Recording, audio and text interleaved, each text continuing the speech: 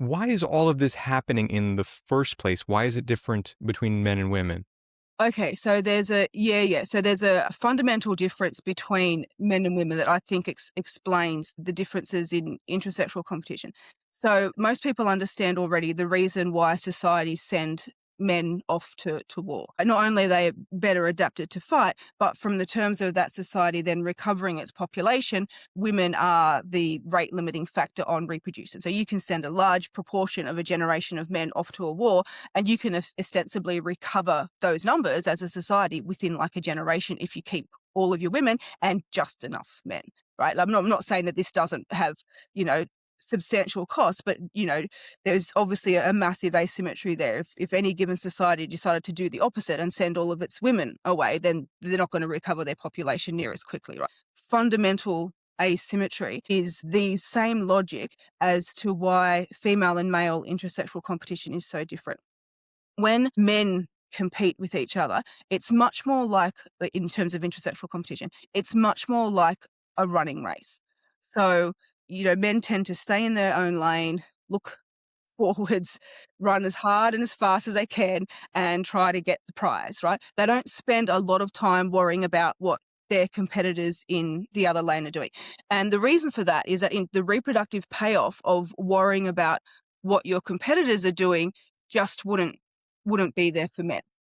So the reproductive payoff is your own reproductive success compared against the background population reproductive success. It's not just your own, it's your own compared against the population background reproductive success. That's critical because, Reproductive success yeah, is relative it is because of the relative. long-term goal of having your genes be a broader chunk of the whole Yes, rather than just absolute numbers, correct? exactly, Okay, 100%. That's thank right. you. That is right. What is relative matter? So populations can grow, populations can shrink, but the lineages that are winning the evolutionary game at any point in time are those that have a, you know, more than their fair share representation in the next generation, whether the overall population is growing or shrinking.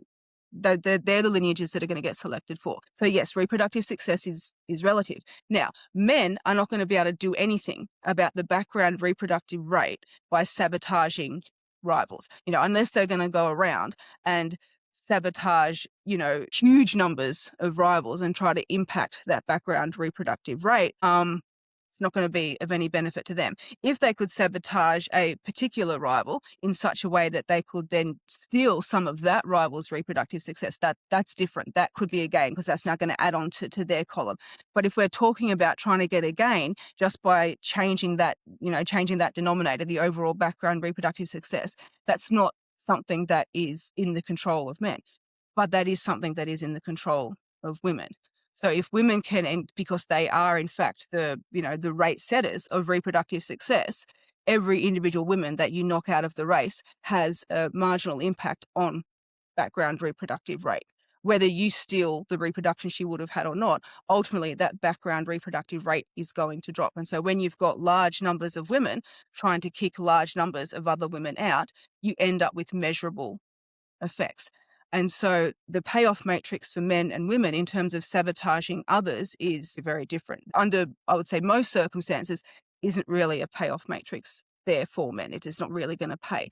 However, under a much broader set of circumstances, it is going to pay for women to do that. So if men are engaging in like a sprint race in terms of their intersexual competition, then the equivalent female sprint race is a whole bunch of women not going anywhere, fighting with each other at the starting line, trying to hold everybody else back.